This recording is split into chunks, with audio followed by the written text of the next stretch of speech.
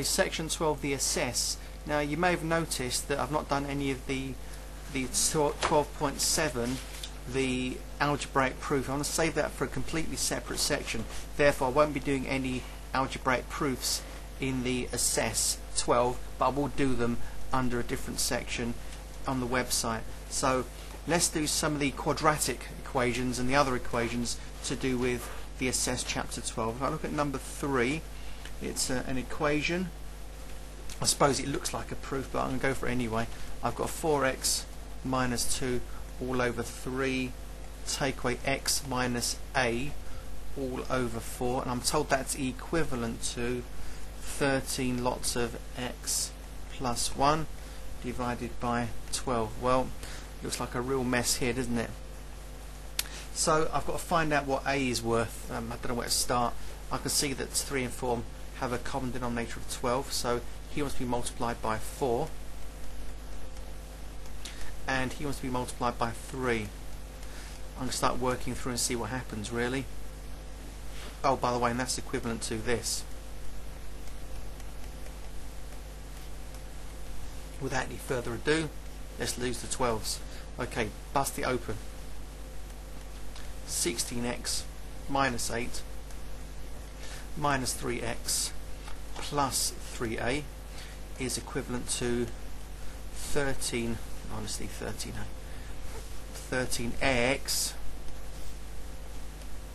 plus 13. I may or may not need to do that.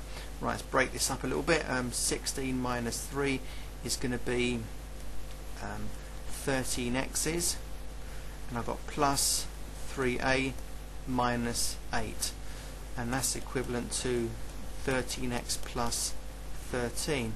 Well, I can see by comparing the two sides that 3a minus 8 equals 13. So I'm now going to write that down here. 3a minus 8 equals 13, and so 3a is going to be 13 plus 8. That's roughly 20 something, isn't it? 21, and therefore nearly wrote x there. Very mathsy I am. 21 divided by 3 is 7. A is 7, and that's supposedly grade B. I think it's worth a bit more than that. Come on.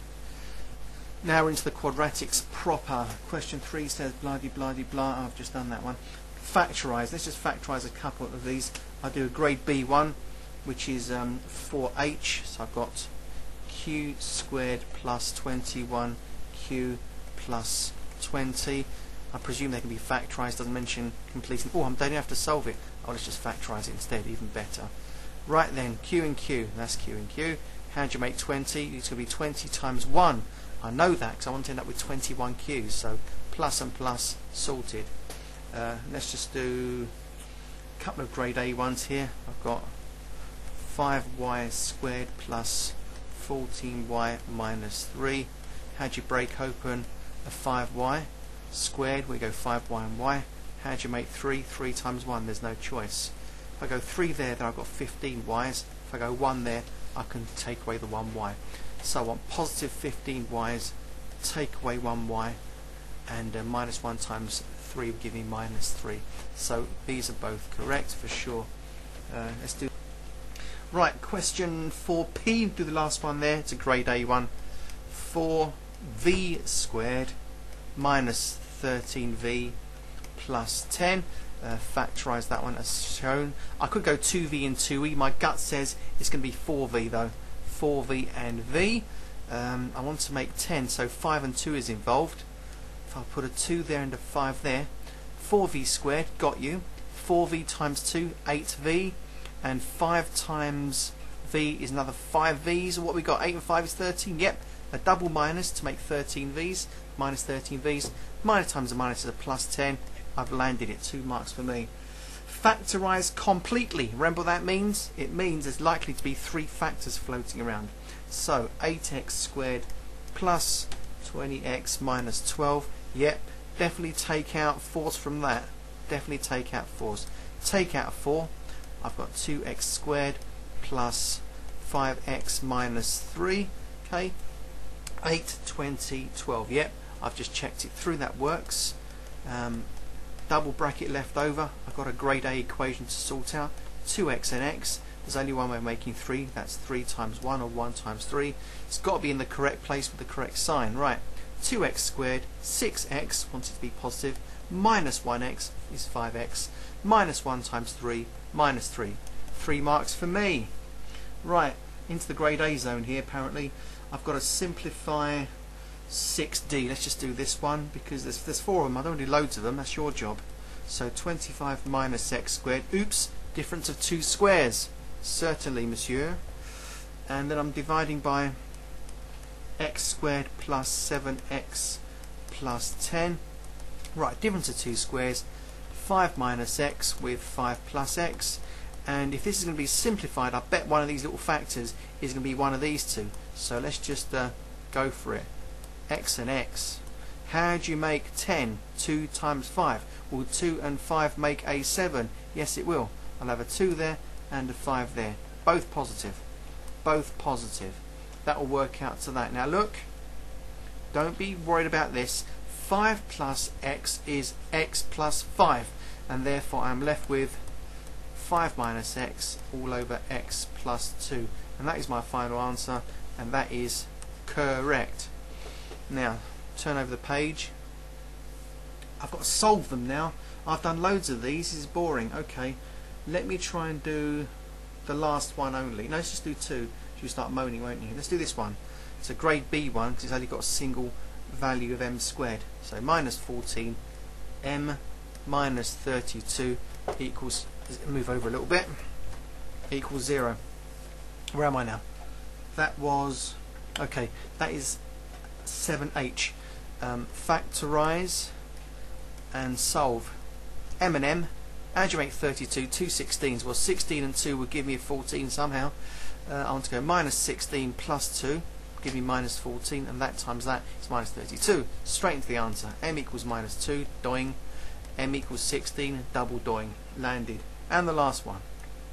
3p square minus a single p minus 14 is nothing. So 3p and a p. How do you make 14? Loads of ways. 2 and 7 I reckon. If I go 7 there, I get 21s, that's no good.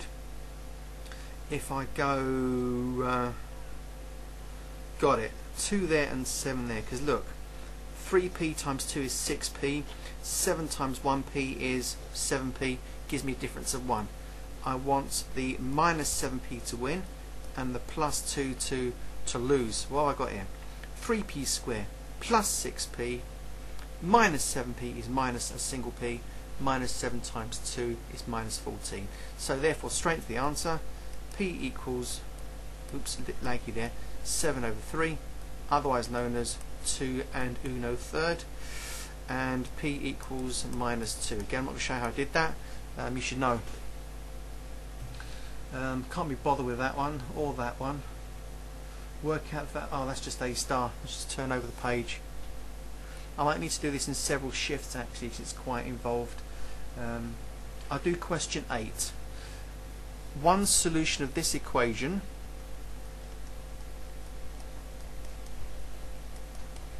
is x equals 3. That's one solution. So again, if you factorize like this, I'm going to get x minus 3 and with an x there. Is that alright? Now, in order to get minus 5x's, that ought to be minus 2, hadn't it?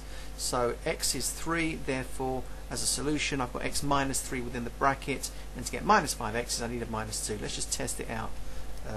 X squared minus 2x minus 3x plus 6. There's your minus 5x, there's your x squared, and there's your p. Therefore, by comparing the two equations, p is 6. I'm happy. That'll do. I'm going to stop there because it's likely to get very complicated very quickly, and that deserves its own little video. So I'm going to stop, and I'll see you very soon for Assess Part 2.